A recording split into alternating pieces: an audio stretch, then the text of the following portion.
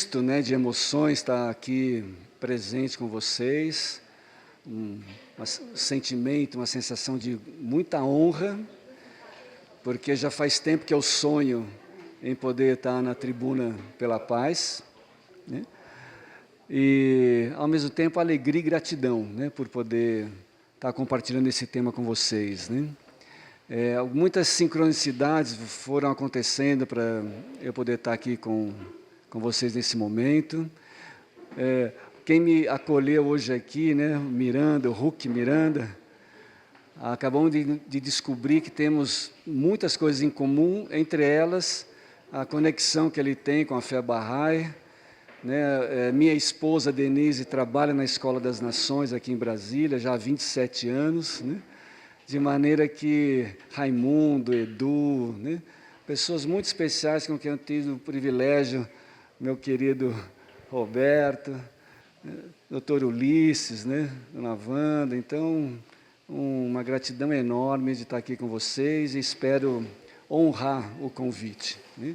Também espero que vocês compreendam a minha dificuldade de manter um script, né? Como foi me passado aqui, né? Por exemplo, ficar falando daqui, né? Eu vou tomar liberdade de circular um pouquinho, e assim como vou tomar liberdade de convidar vocês para cooperar, né? O tema da nossa conversa, né? Sem cooperação não tem solução, né? Oh.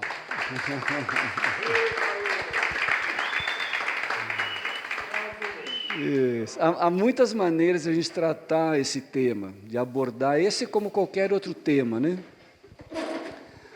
A gente pode abordar esse tema ouvindo alguém falar sobre ele, né?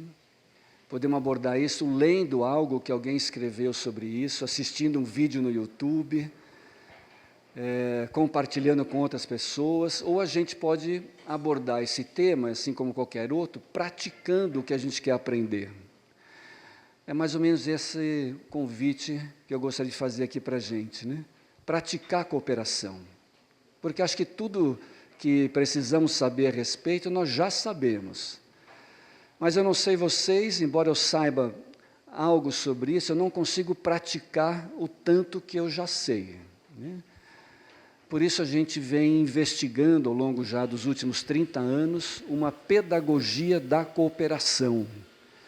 Ou seja, que trilhas de aprendizagem podem nos ajudar a exercitar essa consciência da cooperação. Bem-vindas!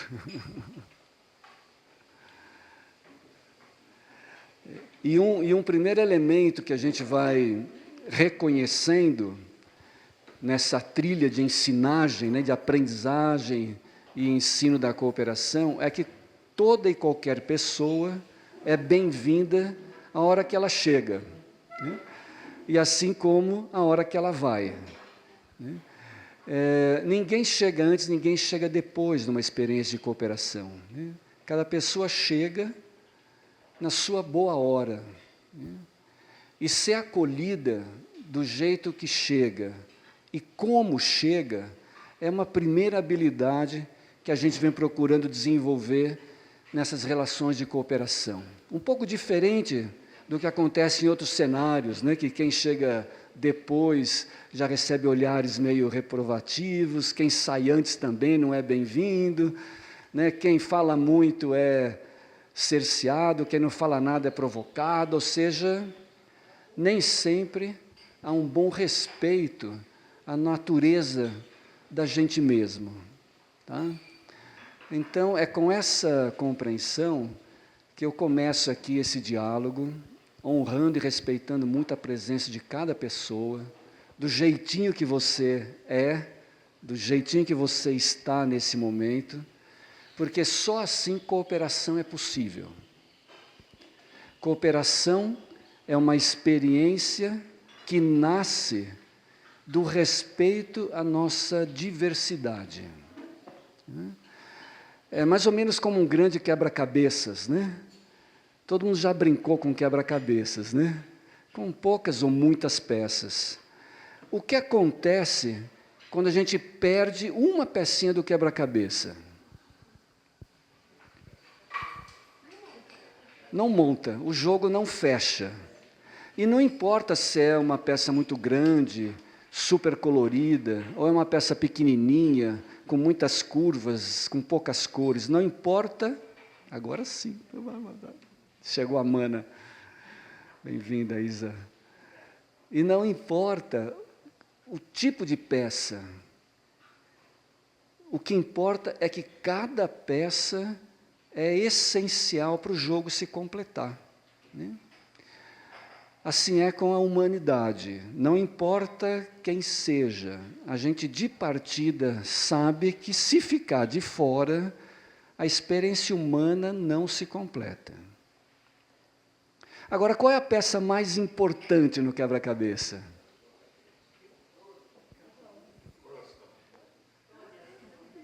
Não tem a mais importante, todas são igualmente valiosas, né? Agora, eu não posso entrar no lugar da pecinha do Edu. O Edu não pode entrar no lugar da pecinha do Raimundo. Por mais que a gente ache maravilhoso aquele lugar, que talvez todo mundo almejasse chegar, só o Edu pode ocupar o espaço reservado ao Edu, assim como eu e assim como cada pessoa.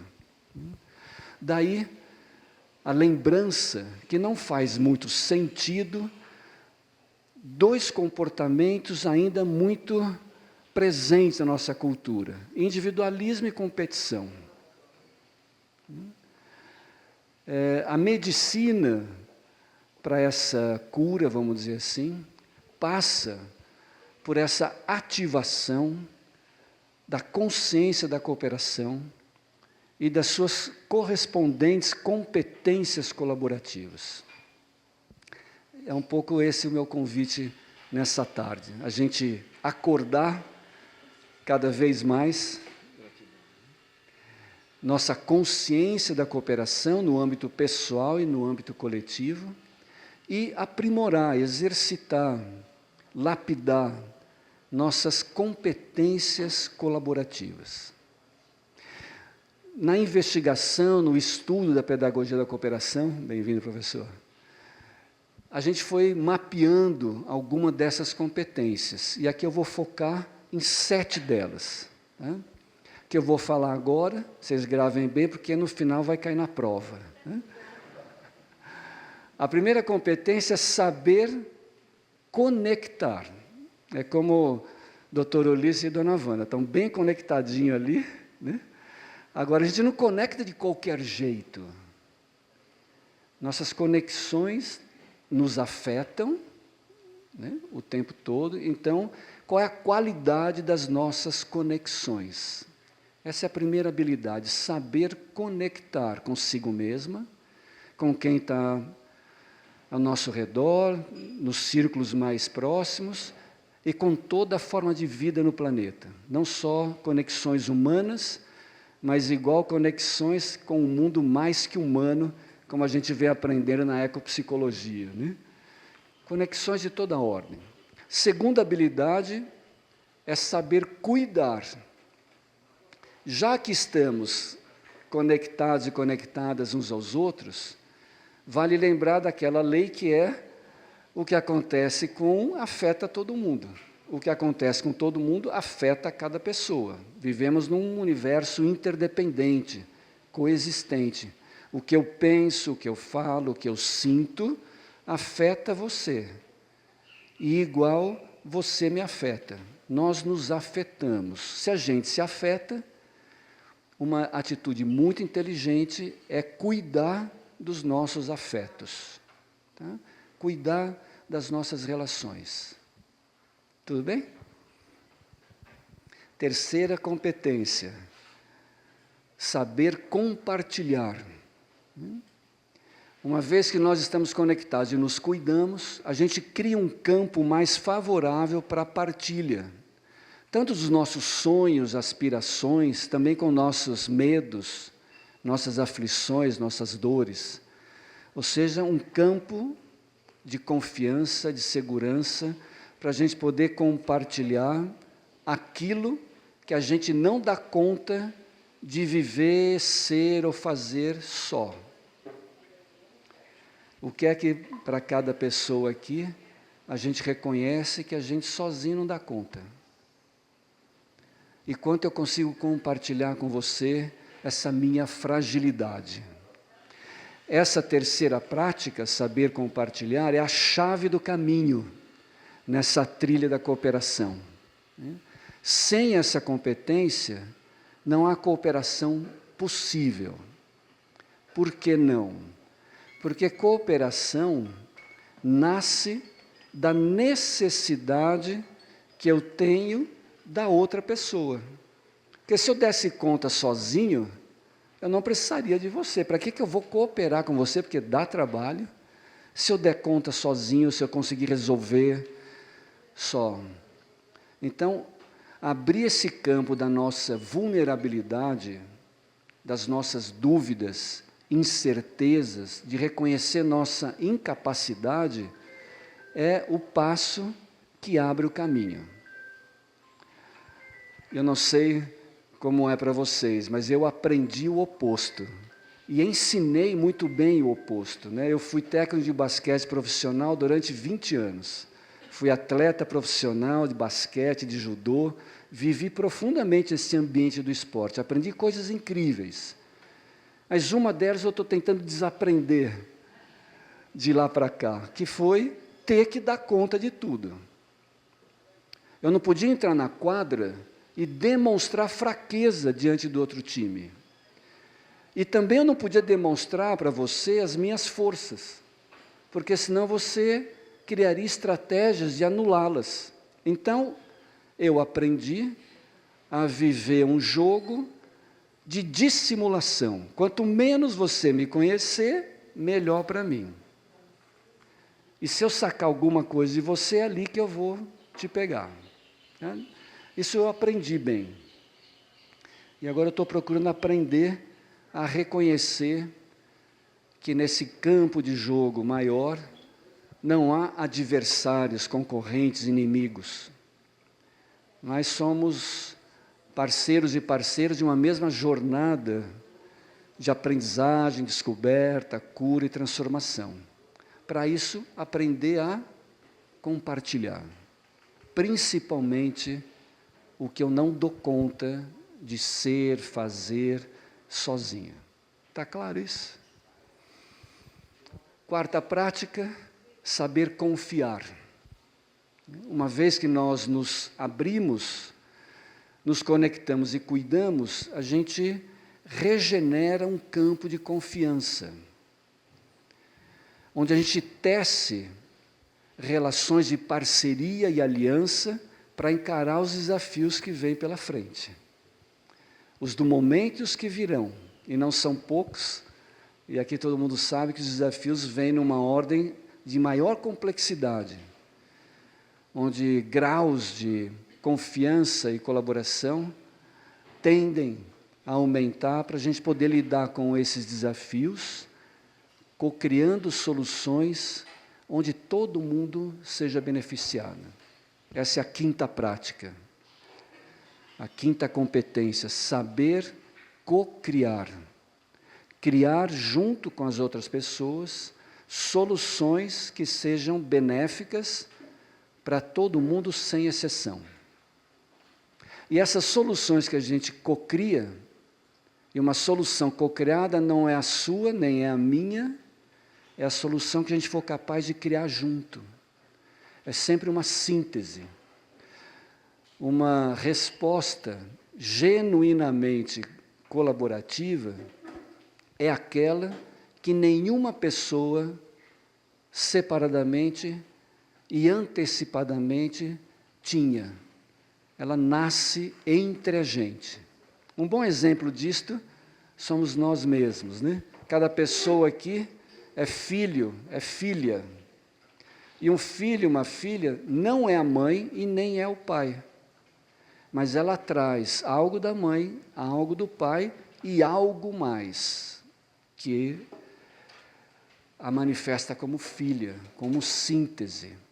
Então, a solução para os desafios complexos que enfrentamos nasce desse encontro genuíno que busca uma resposta que ninguém tem ainda.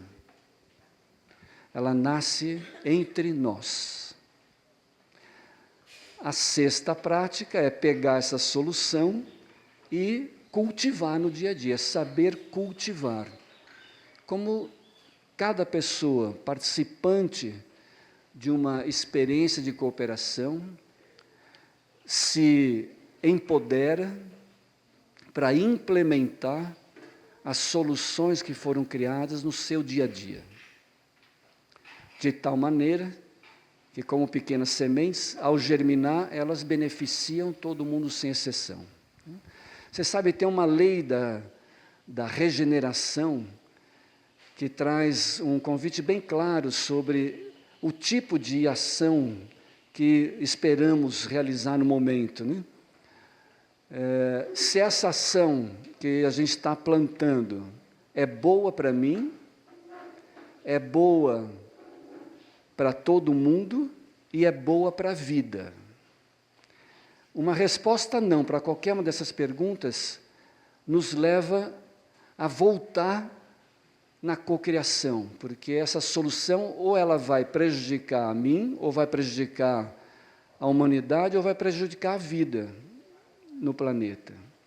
Então, uma solução efetivamente cooperativa e regenerativa é uma solução boa para você, boa para mim, boa para todo mundo e boa para a vida, em todas as suas formas, né?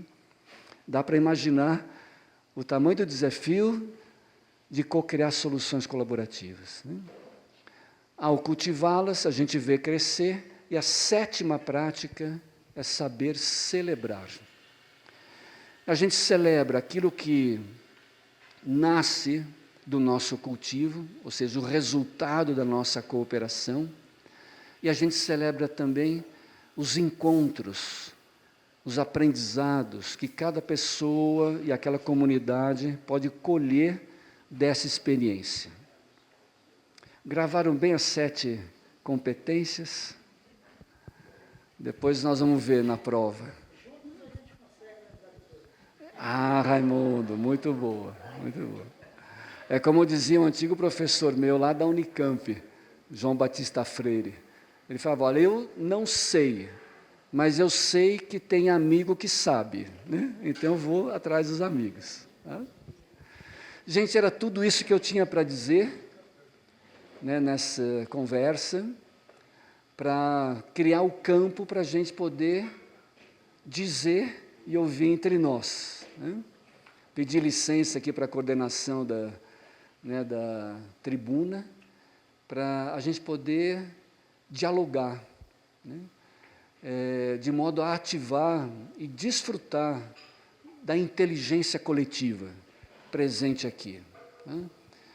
De tal maneira que meu papel aqui talvez tenha sido só um pretexto para a gente se juntar e começar a abrir esse campo de cooperação, né? Uma primeira coisa para a gente entrar no campo de cooperação é a gente ter uma boa noção de qual é o nosso potencial de cooperação já presente aqui.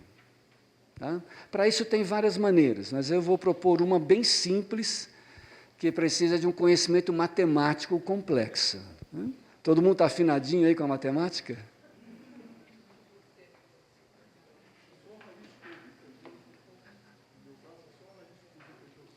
Pronto, é suficiente. Então, assim, ó, é bem simples. Coloca uma das mãos assim para frente, ó. Qualquer uma, direita, esquerda, separa bem os dedos e presta atenção na pergunta que eu vou fazer. E aí a gente vai respondendo em voz alta, vamos respondendo juntando a nossa inteligência até chegar na resposta completa. A única regra é, não pode abaixar o braço até a gente chegar na resposta completa. Por isso não percamos tempo, tá? Presta atenção. Quantos dedos temos aqui? Mais alto? Ótimo, a resposta está correta, porém incompleta. Quantos dedos temos aqui? Quantos dedos temos aqui?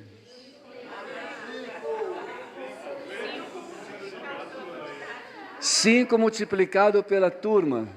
Quem dá um chute? Quantos somos aqui agora? Bom, pegar 50, vai. A média. 50 vezes 5 dá? 250. Resposta correta, mas incompleta. Quantos dedos temos aqui? Quantos dedos temos aqui? Tem os outros. Por que, Roberto, 250? 5 vezes 50, 250. Boa resposta, mas incompleta. Tem a outra mão e tem os pés. 20 vezes 50 dá quanto? 1000. Pode baixar o braço. Tá. Vocês veem que cooperação exige um pequeno esforço, né? Agora vamos pensar junto, tá? Todas as respostas foram corretas, tá bom? Mas incompletas. A resposta completa, ou seja, o número que representaria o nosso potencial de cooperação aqui é 1000. Qual foi a nossa primeira resposta? 5. 5 para 1000 é muita diferença. Tá? Agora, o que fez a gente responder 5 e não 1000 logo de cara?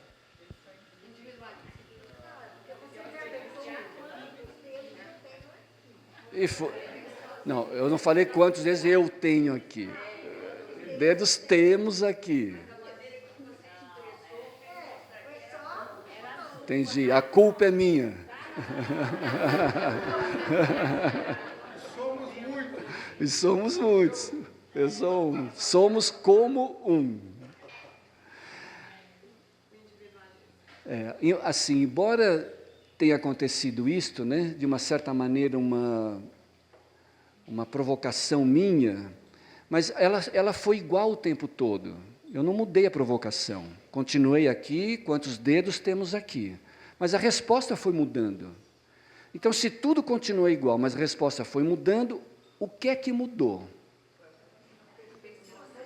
O nosso olhar, a percepção que a gente foi tendo dessa situação. Veja, a situação não mudou. As mesmas pessoas, no mesmo lugar, no mesmo momento, com a mesma provocação, mesmo desafio. A resposta foi mudando pela nossa maneira de olhar, de interpretar aquela situação. Isso é chave, mas vou chegar nela já já. Primeiro, a nossa percepção foi mudando da mesma situação, e veja, a situação poderia ser essa, um pequeno jogo, quantos dedos temos aqui, como poderia ser decidir qual o passeio do final de semana na família, como poderia ser fazer a gestão dos recursos hídricos no país. Qualquer que seja a situação, ela é vivida de acordo com a percepção que eu tenho da situação. Esse é um primeiro campo, tá? E aqui a gente foi percebendo que uma primeira percepção se baseou no individualismo. Eu pensei na minha mão. E vejam, além de individualista, essa percepção, ela é fragmentada. Porque eu sei que eu tenho 2 pés, 2 mãos e tenho 20 dedos. Mas eu esqueci desse todo e me fixei numa parte. Depois eu lembrei, eu não estou sozinho, tem várias pessoas aqui. Então já saltamos para 250, depois a gente lembrou que tem a outra mão, tem os pés. A gente só foi lembrando que fazemos parte de uma grande comunidade, individual e coletiva. E ao lembrar disto, a gente mudou a resposta. Talvez isso seja viável em várias outras situações. Só o fato de mudar a lente que eu uso para enxergar a realidade, talvez já faça uma mudança acontecer, sem antes agir sobre isto, ou a partir disto. Imagina se a gente conseguir atualizar a lente que a gente enxerga a si mesma, as pessoas que estão com a gente, toda a vida no planeta. E junto desse ajuste de lente, a gente conseguir calibrar a atitude, a ação a partir dessa visão. O que a gente seria capaz de fazer acontecer no estalar de dedos? Se a gente conseguisse ganhar essa convergência individual e coletiva para enxergar cada situação por essa lente mais atualizada, é como um óculos, né? Que durante algum tempo ele serve, depois ele precisa ser atualizado, senão eu vou começar a ver embaçado. Talvez, em algum ponto da nossa jornada, a gente passou da hora de trocar lente, e começamos a enxergar embaçado, e a ver a realidade com essas distorções que me levam a atitudes distorcidas, individualistas, competitivas desnecessariamente, violentas, destrutivas, acreditando que não tem outro jeito, né? Mas há muitos outros jeitos. A gente está aqui por conta desses outros jeitos, né? Eu gosto muito de uma ideia de uma educadora americana, chamada Naomi Drill, que fala que a paz é um processo ativo de cooperação. A paz é um processo ativo de cooperação. Por quê? Não há a sua paz, a minha paz, a paz de outro. O que há é a paz que a gente for capaz de fazer junto. Então, qual é a sua paz? Qual é a minha paz? Para que a gente cocrie a nossa paz e cuide dela. Essa é uma habilidade, eu acho bastante refinada, de cooperação.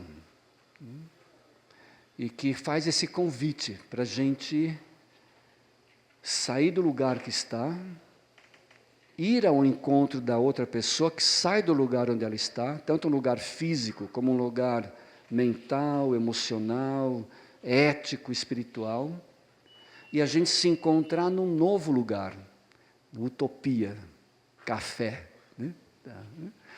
Utopia com fé, né? Por isso estamos na utopia café, né? É um outro lugar, que não é o seu, não é o meu, mas que a gente pode habitar junto e cuidar disto, tá? Então esse é o convite de uma pedagogia da cooperação, que nasce dessa pequena provocação, lembrar de como enxergamos e respondemos a cada desafio cotidiano. Até porque, assim, se a gente for ampliar um pouquinho essa pequena experiência, hoje, por exemplo, a gente sabe que produzimos no mundo 2 vezes alimento do que é necessário para nutrir dignamente toda a população do planeta. Então, nós já temos uma capacidade produtiva instalada para alimentar dignamente 16 bilhões de pessoas. Ao mesmo tempo, por dia, ainda morrem 5.000 crianças com menos de 5 anos de idade porque não têm o que comer. Alguma coisa não está fechando, né? Nós já temos essa capacidade instalada. Só que por uma visão distorcida e ações distorcidas, a gente concentra e não compartilha. Da mesma maneira, dinheiro, da mesma maneira, afeto, da mesma maneira, moradia. Nós já temos todos os recursos necessários para uma vida regenerativa no planeta. Se a gente ainda não está vivendo isto, é porque tem uma trava nesse fluxo de suficiência. Não se trata de uma visão de escassez e de abundância. Se trata de uma visão de suficiência. Tem o suficiente para todo mundo. se a gente for capaz de nos ver como pessoas dignas da nossa atenção, cuidado, solidariedade, cooperação. Aqui eu falei os 7 saberes, né, numa forma linear, né? Mas todos esses saberes, eles são sistêmicos, são transversais, transpessoais, holísticos, né? Eles estão acontecendo o tempo todo.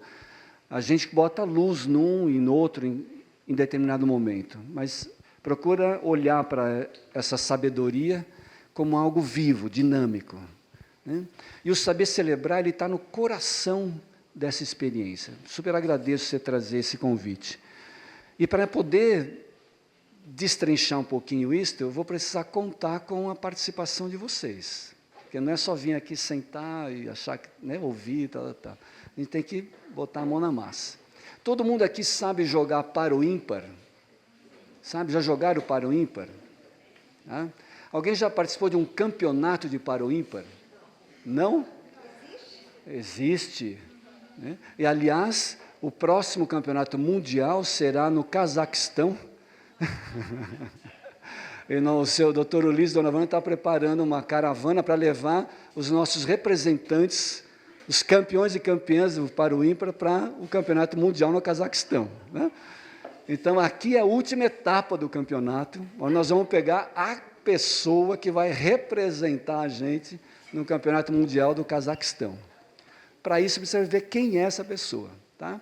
Então, o desafio agora é o seguinte: largar tudo que você está segurando nesse momento. Tá? Caderno, caneta, deixa do ladinho, deixa na cadeira do ladinho, assim, bolsa, garrafinha, celular, tal. Por quê? Para entrar em um campo de cooperação, a gente precisa ativar 4 pequenas virtudes. Tá? E a primeira delas é desapego. É largar o que a gente está segurando no momento, quer seja material ou imaterial.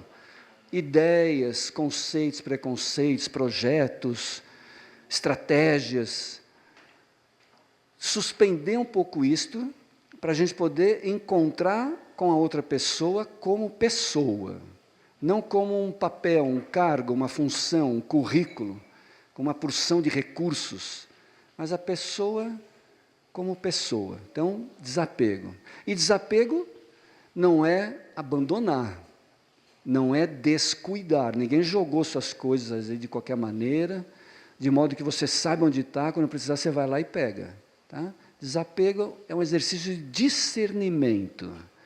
O que eu preciso manter comigo agora para encontrar você e o que eu posso deixar descansar para que esse encontro seja mais genuíno possível.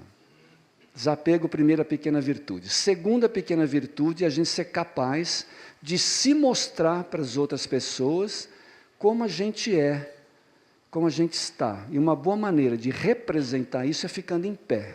Então, por favor. Fique em pé. Tal.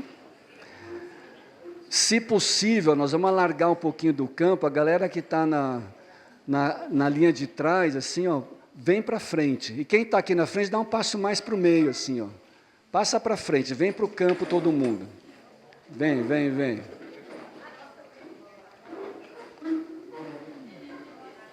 Isso, acha um espacinho, vem para o campo. Tá. Ficou em pé, ó, destrava os joelhos, tá? Destrava os joelhos. Destrava. Que eu não sei se vocês sabem, mas lá no Cazaquistão, eles acreditam que nos joelhos moram 2 entidades. Uma que é o orgulho e outra que é a soberba. Então lá ninguém anda assim, com o nariz empinado, né? Se achando, anda com o joelho destravado, né? Um olhar assim, de olhos nos olhos, para a gente poder deixar soberbo, orgulho, se transformar em paciência, tolerância, né? Compaixão. Tá? Quando eu falar já, você vai ter que formar um par de 2, tá? Par de 2. Formou o par, você dá a mão para garantir o par, beleza? Quem ficar sem par, se vira, vai achando. Agora, você não pode pegar as 3 pessoas que estão do seu lado direito, nem as 3 que estão do seu lado esquerdo, são os amigos. Esse você não pode pegar. Já! Acha um par, acha um par. Garante o par, garante o par.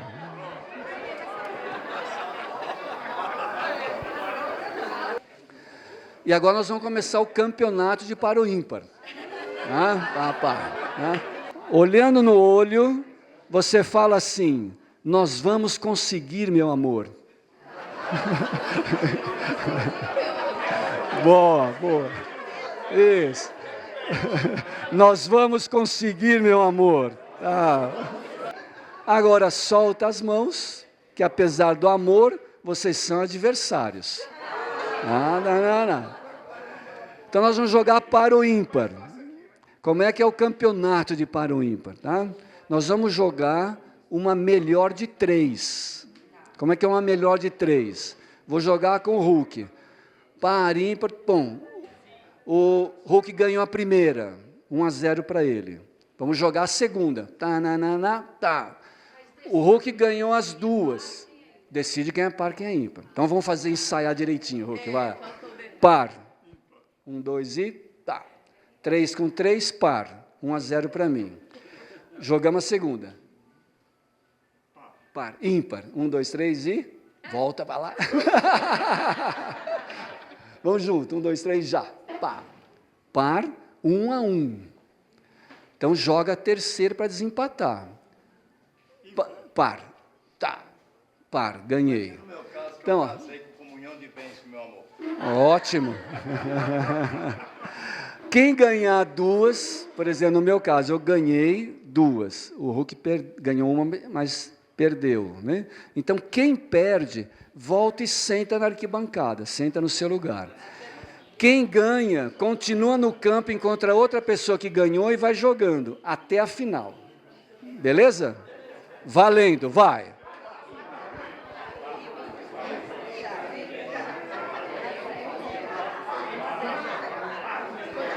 Na minha fala. Quem ganhou?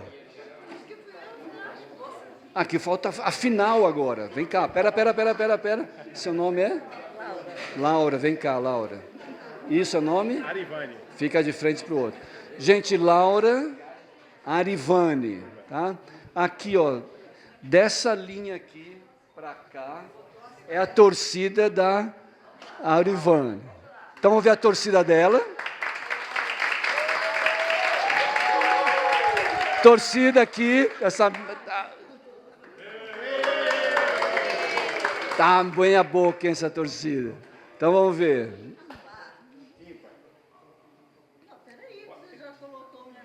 Zerou, vai. 6 é par, 1-0 para cá. Torcida, dá força aqui, pô.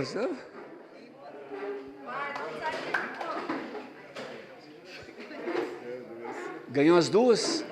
Gente, nossa campeã de par ou ímpar. Fica aqui comigo. Eu vou para onde mesmo? Fica aqui agora. Eu não vou viajar com o Rita? Ah, sim, daqui a pouco, né? Pensei que eu posso viajar. Dona Wanda. Olha que legal, eu perdi para campeã. Tá vendo? Já é um bom. Agora o seguinte, ó. Faz de conta que cada pessoa tem acoplada em si uma máquina filmadora mágica, que gravou todas as cenas do par ou ímpar, desde o começo, quando estava todo mundo aqui jogando, até essa última cena, onde tem uma pessoa no campo, vencedora, e todas as pessoas fora, perdedoras. Ela gravou essas cenas todas, tá? Mas como é uma filmadora mágica, ela gravou também pensamento, sentimentos, atitudes, comportamentos. O que você pensou, sentiu, fez quando perdeu? O que você fez, sentiu, pensou quando ganhou? E quando você foi acompanhando o restante do jogo? Você já gravou tudo isso, beleza? Guarda aí num drivezinho, pode sentar. Aplaudimos nossa campeã.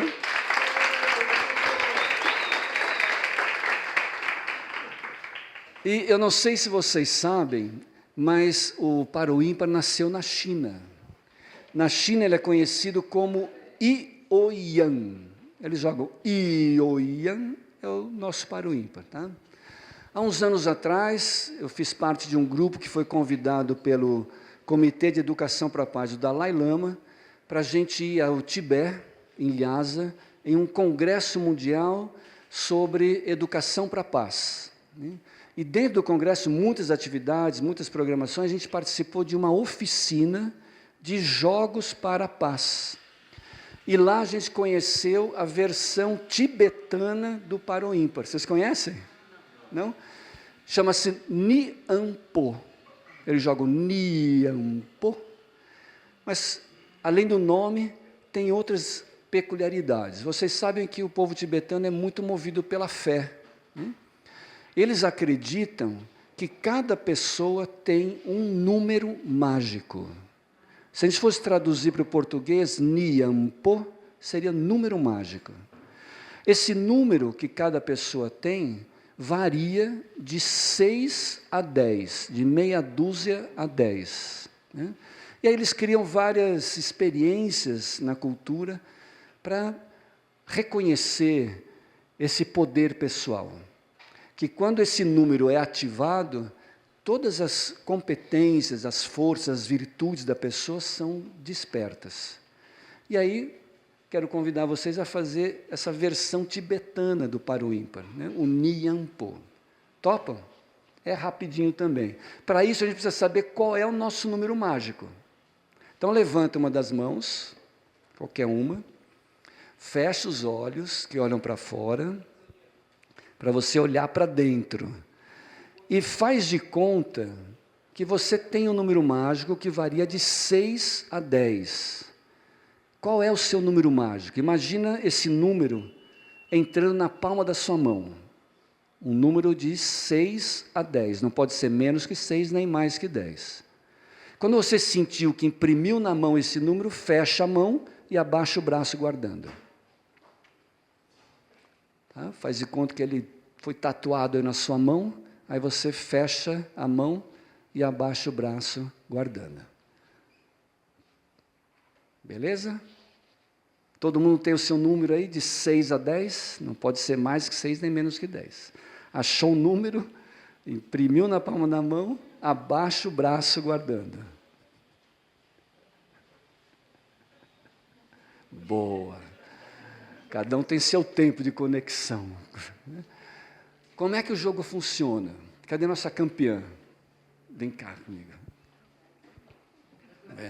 Você pensa que ser campeã tem esses... Pode ficar aqui.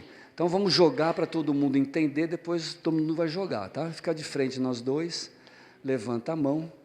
Número mágico. 5 e 4 é 9, é o seu? Não é o meu, não funcionou. Por que não funcionou? Faltou fé. Se faltou fé na dupla, precisa contar com a fé da comunidade. Levanta todo mundo. Vamos lá, nós dois de novo. Vamos nós dois de novo. Até acertar. Vamos, levanta a mão todo mundo. Fecha mais assim a roda aqui, vamos no meio nós dois. Para concentrar a fé, vamos chamar todo mundo junto. E vocês pensam bem na gente aqui, tá? Vai. Número mágico. O que você pôs? 1, 4 e 1, 5. Não é. Mais fé, gente. Vamos junto. Número mágico. 9 de novo. Não. Mais fé. Número mágico. 8. É o seu? É? Então. Quando é que o jogo acaba? Quando acerta o número dos dois. Então acertou do primeiro, comemorou, celebrou. Continua jogando até acertar da outra pessoa. Beleza? Acertou dos dois, comemora e troca de par. Pega um outro par para você testar. Vamos ver. Tá? Pega o seu par aí, pega o seu par. Qualquer um que tiver do seu lado aí. Pega aí, virou, levanta a mão, chama o número e vamos ver. Chama o número mágico.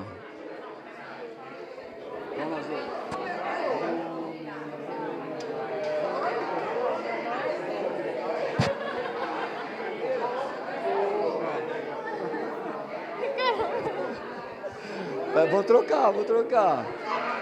Acertou, comemora. Acertou dos dois, troca. Boa.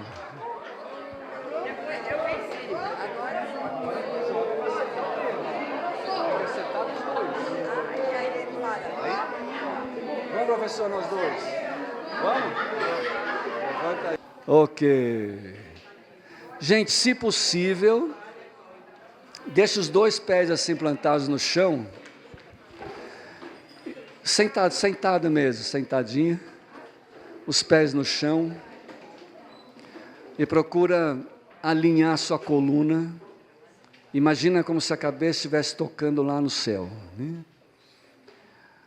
E o tronco assim ligando, né, o céu e a terra. E observa a sua respiração, faz uma respiração bem profunda. Inspirando, fazendo uma pausa, expirando, uma nova pausa. 2 ciclos de respiração, mantendo os pés no chão, a cabeça lá no céu. Reconhece aí como é que se sente agora, depois do número mágico. Recorda aí todas as cenas que você viu do número mágico acontecendo, né? E respira mais uma vez, como se todo o corpo respirasse. E aí vai abrindo os olhos devagarinho. Reconhecendo aí a turma que está presente no campo, que se dispôs a jogar um pouquinho. E a gente agora, finalizando, a gente revela essas 2 cenas, tá? O que é que aconteceu no par ou ímpar e o que aconteceu no número mágico? Quais as diferenças? Então a gente trazia um pouquinho para o campo aqui, para ir construindo essa síntese. Quais as diferenças entre o par ou ímpar e o número mágico, de acordo com a nossa experiência aqui?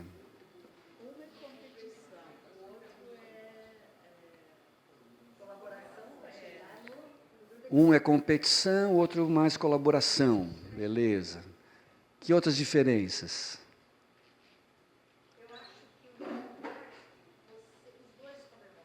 Os dois comemoram, os dois celebram. Porque o objetivo é encontrar o número dos dois, perfeito. Todo mundo ganha, todo mundo celebra. O propósito é comum. Perfeito.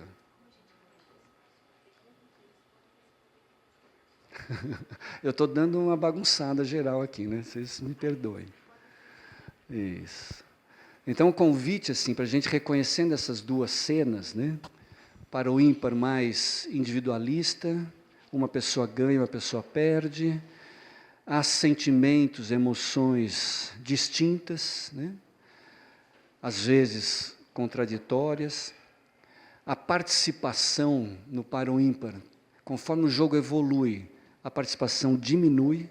A gente foi vendo mais pessoas sentadas, poucas no campo, até uma última dupla e uma última pessoa no jogo, né? No número mágico, todo mundo ganha.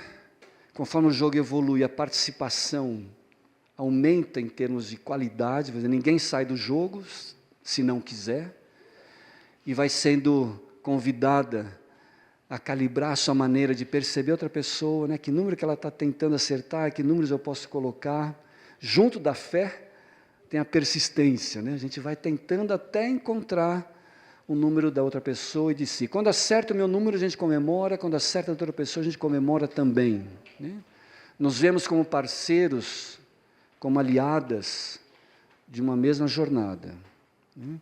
Onde todo mundo...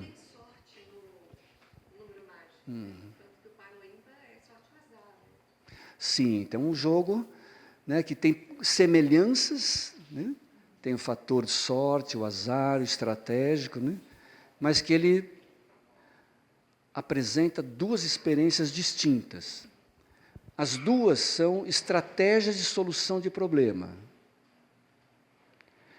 Porém, o efeito de cada estratégia é muito distinto. A gente pode resolver problema tipo par ou ímpar, agindo como par ou ímpar, e podemos resolver problema agindo como número mágico. A questão para nós é qual é o jogo que a gente quer continuar alimentando no mundo neste momento. Porque jogamos os dois. Jogamos para o ímpar e jogamos número mágico. Ganhamos mais clareza sobre os efeitos e os defeitos de cada caminho. O que dá para nós, talvez, um pouco mais de autonomia e responsabilidade por escolher qual é o caminho que a gente quer manter aberto. E qual é aquele caminho que a gente pode deixar adormecer, se fechar. Porque, embora possa ter servido de alguma maneira, talvez não sirva mais daqui para frente. Esse é o convite que o jogo deixa para a gente. E o convite que agora fica aqui no campo, para ocupar a tribuna, é as pessoas que quiserem, durante o tempinho que a gente tem, fazer sua síntese dessa experiência. O convite é que a gente faça sínteses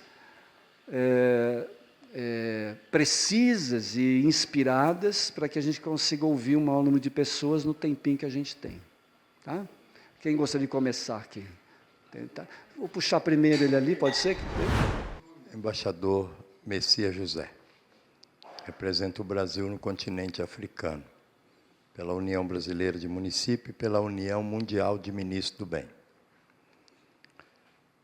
Enquanto ele falava da essência do jogo, eu lembrava, hoje ainda estou novo, tenho 57, mas lembrei dos meus 20 anos, quando a empresa Vale do Rio Doce houve um estouro em um encanamento onde se lavava o minério, na cidade de Itabira, e muitas pessoas do estado de Minas começaram a se deslocar para Itabira para peneirar aquele líquido que saía e se deslocava no rio, e ali estava saindo muito ouro.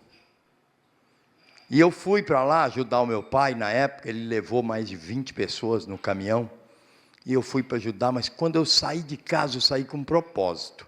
Eu nunca trabalhei tirando ouro, mas eu vou para lá porque eu quero conseguir ajudar as famílias que foram afetadas pela enchente do Rio Doce, que milhares de pessoas ficaram desabrigadas, sem casa. E eu saí. No caminho, chegando lá no garimpo, percebi que nenhum dos garimpeiros sabia cozinhar. Mas eu sabia. Eu toda a vida gostei de cozinhar, o básico. E eu propus para ele, então eu vou fazer o seguinte, eu vou ser o cozinheiro de vocês, mas de todo o ouro que vocês tirarem, eu quero 1 grama por semana. Eles acharam ótima a ideia.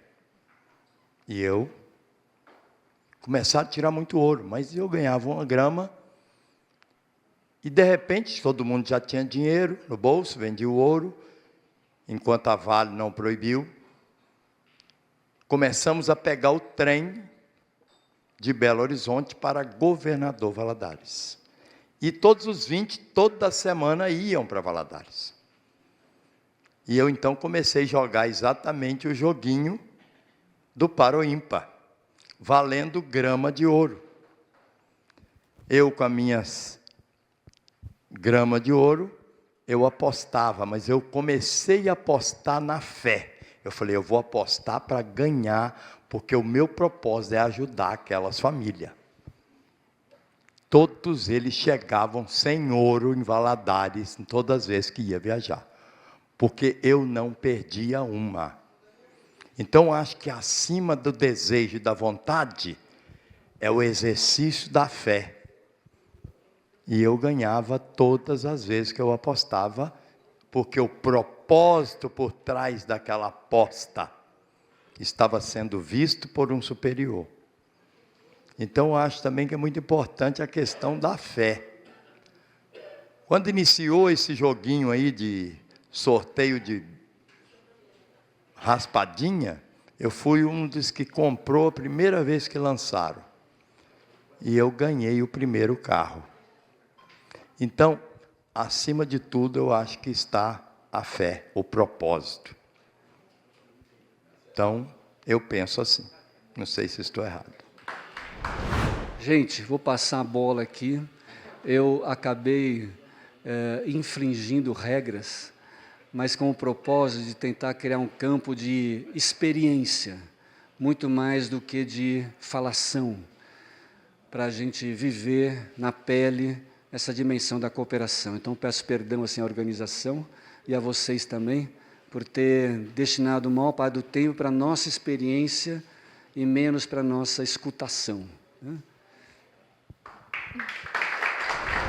Agradeço muito ao professor a presença, né? Eu exatamente faço música, ensino meus estudantes a fazer música e suas interfaces. E uma delas é música para jogos. Nós temos aqui em Brasília uma disciplina premiada chamada Jogos Digitais. E essa disciplina ela é dada por 3 professores, um músico, um designer e um professor de computação. Ela é totalmente inovadora, né? Teria muito tempo aqui para explicar como é que ela funciona, mas ela funciona de uma forma bem interessante, de forma que as salas são lotadas, né? E já temos aí 2 empresas de jogos digitais no exterior, né? Que se formaram lá nos jogos, foram embora do Brasil, logo depois, e se instalaram no Canadá, né, com as famílias e tudo. E eram meninos que começaram com a gente. Então, essa questão dos jogos me interessa muito, né? Claro que eu faço música para... Uma das características dos jogos, que é muito importante, para os jogos de hoje, né, chama-se imersão. Imersão é uma característica muito interessante do ser humano. É aquele momento em que você não vê mais nada e só se concentra naquilo. Já pensou se a gente usasse isso para resolver os nossos problemas? Né? Quantas vezes nós estamos querendo fazer alguma coisa e falta-nos o quê? Imersão. Essa meninada que joga esses jogos digitais, ela não sabe, mas ela tem por trás um professor de computação, um especialista em computação, que criou o que a gente chama de uma máquina para forçar a imersão deles. Tem um designer que criou uma série de designs também para forçar a imersão deles. E tem um músico que criou uma música para forçar a imersão deles. Então, é uma característica dos jogos digitais muito importante, mas... E essa questão de tudo o que o professor falou, que eu não estava presente, mas a vida realmente é isso, é um jogo, né? Um grande jogo. E a nossa consciência tem a opção de para que lado ela vai seguir nesse jogo, né? Hoje nós temos 2 pontos importantes para jogar, o par ou ímpar, né? Pode ser par ou pode ser ímpar. A fé é importante, sem dúvida, né? A sorte é importante também. Mas é muito importante a consciência nesse jogo. Do lado está o bem, do outro está o mal. Não vou dizer quem é par e quem é ímpar, né? E a humanidade está jogando esse jogo agora, né?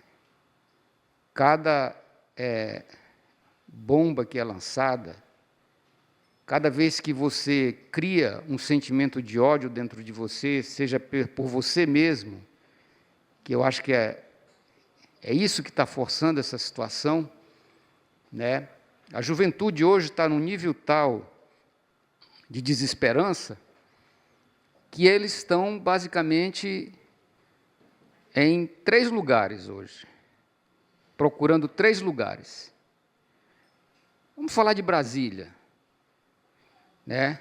Hoje os jovens estão ou nas igrejas, principalmente as evangélicas, né? Ou eles estão dentro desses jogos, né? E alguns nas escolas, onde deviam estar. mas eles nem emergem muito, nem têm muita imersão, né? O lugar que eles têm menos imersão hoje são as escolas, né? As menos atrativas. Por quê? Porque as escolas exatamente perderam um pouco essa questão dessa jogabilidade, sabe?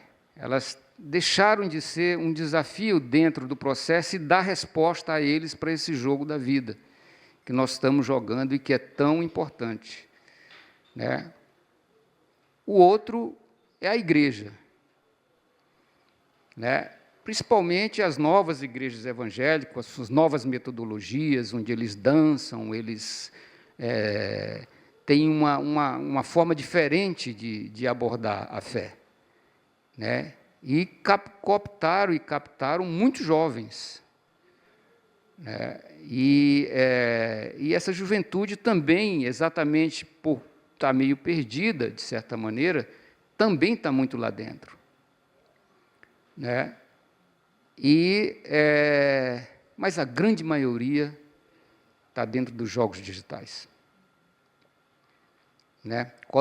Totalmente emergidos, num processo de imersão, né, em que, ali dentro, eles podem buscar o mundo que eles realmente sonham, que esses desafios, esses jogos, eles esquecem dos problemas, só que grande parte desses jogos são de quê? De lutas, de guerras, né? Trazendo exatamente a questão de que matar, de que ser violento, de que ser desproporcional é o que realmente o melhor para o ser deles naquele momento tão perdido. Então, eu acho que uma tribuna, a nossa tribuna tem uma missão muito importante e que nós, até hoje, não conseguimos levar a cabo essa missão, porque talvez seja a missão mais difícil que nós temos, é trazer os jovens para a tribuna. Provavelmente, a gente precisa, de alguma forma, que eu não sei ainda como, falar mais a linguagem deles. E quem sabe o professor aqui, né, que é um especialista em jogos, né, de uma forma mais ampla, filosófica, né, possa nos ajudar a trazer, principalmente, a juventude para refletir e estar do lado do bem. Obrigado.